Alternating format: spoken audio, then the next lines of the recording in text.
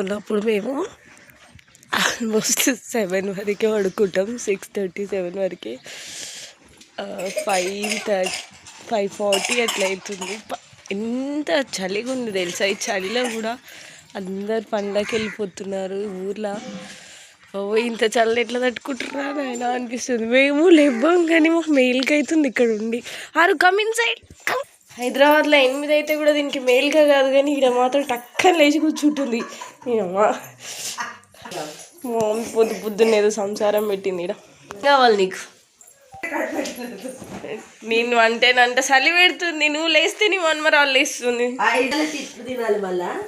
ఎందుకు లేచినావు పే నువ్వు? నేను పైకి వచ్చిన ఘోరంగా చల్లగా ఉంది. అసలు చూడండి ఎట్లుంటుందో.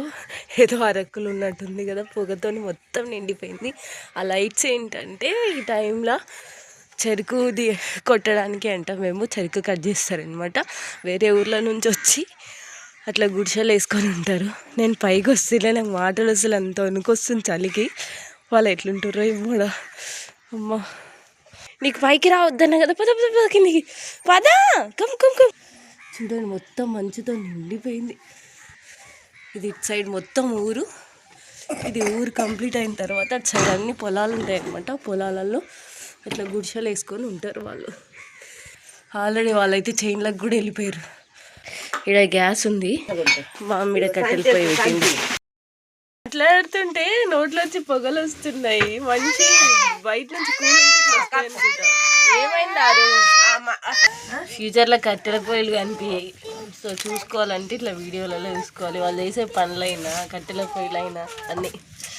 చాలా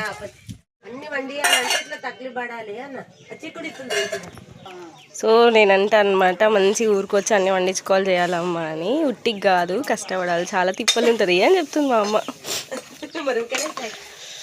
అక్కడ గ్యాస్ స్టవ్ ఉంది కానీ ఇక్కడ కట్టెల పొయ్యి మీద వంట చేస్తాను. కట్టెల పొయ్యి మీద చేస్తే వంట టేస్టీగా ఉంటుంది, అందుకే కట్టెల పొయ్యి మీద చేస్తా అంట. ఇది టెంపరవరీ అనమాట, ఓన్లీ నీళ్ళు పెట్టుకోవడానికి అండ్ బయట వంట చేసుకోవడానికి కూడా వస్తుంది. ఇది లోపల గ్యాస్ స్టవ్ది ఇట్లుంటుంది. ఇది ఇంటి లోపల ఉన్న కట్టెల పొయ్యి. యాక్చువల్గా అయితే కట్టెల పొయ్యి ఇట్లుంటుంది అనమాట. అది ఏదో ఊరికే ఇట్లా పెట్టేసింది మా అమ్మ, దాని మీదనే వేస్తుంది. ఇక్కడ ఇంట్లో వేస్తే పొగ అవుతుంది అనమాట. ఈ తెల్ల గోడలు కాస్తే నల్ల గోడలు అవుతాయి అని చెప్పేసి ఇంట్లో వేయది. వర్షాకాలం ఒకటి కట్టెల పొయ్యి మీద వేయాలి వంట అనుకుంటే ఇక్కడ చేస్తుంది. యాక్చువల్గా ఇక్కడ ఫస్ట్ గ్యాస్ స్టవ్ ఉంటుంది. నేను వచ్చి చేంజ్ చేసిన. ఎందుకు అంటే ఇది పగిలిపోయింది అనమాట. సో కొన్ని డేస్ ముందు ఇటు సైడ్ కిచెన్ కట్టించుకొని కూడా 2-3 months అవుతుంది కానీ పెట్టలే. సో నేను వచ్చిన తర్వాత గ్యాస్ అది సెట్ చేసి ఇట్లా పెట్టేసిన అనమాట. కొత్త స్టవ్ తీసుకొని ఆల్మోస్ట్ దగ్గర 1 year అవుతుంది కానీ పెట్టలేరు, రీసెంట్గా పెట్టారు. మీరు ఇద్దరు ఉప్మా తిన్నారా? బిస్కెట్స్ తింటురా? హారిషిక్ అంటావా నీ దక్ష?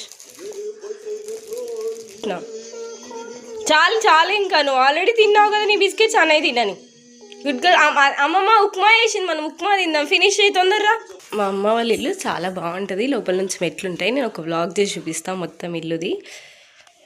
ఇట్లుంటుంది అనమాట. రైతు వాళ్ళ ఫ్యామిలీలో, ఊర్లలో ఉండే రైతు ఫ్యామిలీ ఇట్లుంటుంది. ఏడబడతాడ సంచులు సామాన్లు అన్నీ ఫుల్ నిండిపోతాయి. ఎంత ఇల్లు అంత తెలుసు. శారీస్తో కుడతారు. మా మమ్మీ కుట్టించింది. ఇప్పుడే మిషన్ కాడికి వెళ్ళి వచ్చింది అనమాట.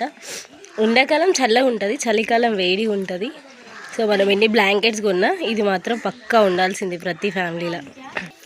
మా మమ్మీ మొత్తం శారీస్ పెట్టి కుట్టించింది, చాలా బాగుంటుంది. ఇట్లాంటి బ్లాంకెట్స్ ఇంట్లో చాలా ఉన్నాయి కానీ కంపల్సరీ బొంతలు ఉండాల్సిందే అనమాట. ఇగో చాలా బొంతలు ఉంటాయి, చాలా బ్లాంకెట్స్ కూడా ఉంటాయి. మనిషికి ఒక బ్లాంకెట్ ఉంటుంది కానీ కంపల్సరీ బొంతలు ఉంటాయి. ఇది మా కోసం కుట్టించింది. లాస్ట్ టైం ఒకటి కుట్టించింది అనమాట. మా పిల్లలు అవే కప్పుకుంటారు, చాలా వేడిగా మంచిగా ఉన్నాయని. సో మళ్ళీ అదే తీసుకున్నాం. దీంట్లోంచి ఏంటంటే మనకి ఇట్లా థ్రెడ్స్ అవి రావు.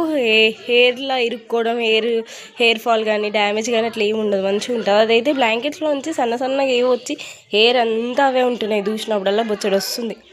దగ్గర పచ్చిమిర్చి ఇంకా టమాటోలు పెట్టి మంచిగా అయినాయి. దక్ష ఏం చేస్తున్నావు? డోరా చూస్తున్నావా? ఎందుకు ఎత్తుకున్నావు?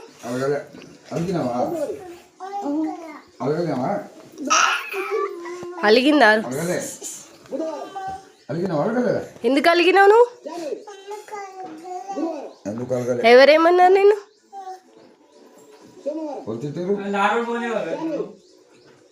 చేస్తా టేస్ట్ కాదమ్మా, నువ్వు చేస్తే టేస్ట్ అవుతుంది నిజంగానే.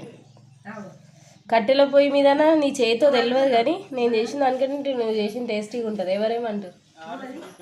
వాళ్ళు చేయనీకోతున్నారు మిరపనారు అది తీసుకొని, టమాటా నారు మిరపనారు. బైక్స్ వచ్చి ఏమంటారు, ఎవరికి ఎంత యూజ్ అయిందో లేదు కానీ ఫార్మర్స్కి మాత్రం బాగా యూజ్ అయింది. లేకపోతే పొద్దున్నే వంట చేసుకుని తీసుకొని పోయి ఆడనే సాయంత్రం వరకు ఉండేటోళ్ళు. ఇప్పుడు ఏంటంటే మధ్యాహ్నం ఇంటికి వచ్చి తినేస్తున్నారు, ఏదైనా అవసరం ఉంటే ఇంటికి వస్తున్నారు, అట్లా అవుతుంది అనమాట. బాగా యూజ్ అవుతున్నాయి. వచ్చేసి ఊర్లో శివాలయం బ్రహ్మరి అంబిక మల్లికార్జున స్వామి కొలువై ఉంటారు. నా చిన్నప్పుడైతే ఓన్లీ లింగం ఉండేది. ఇది 5 years బ్యాక్ ప్రతిష్ఠించారు అమ్మవారిని, ఇంకా మల్లికార్జున స్వామిని.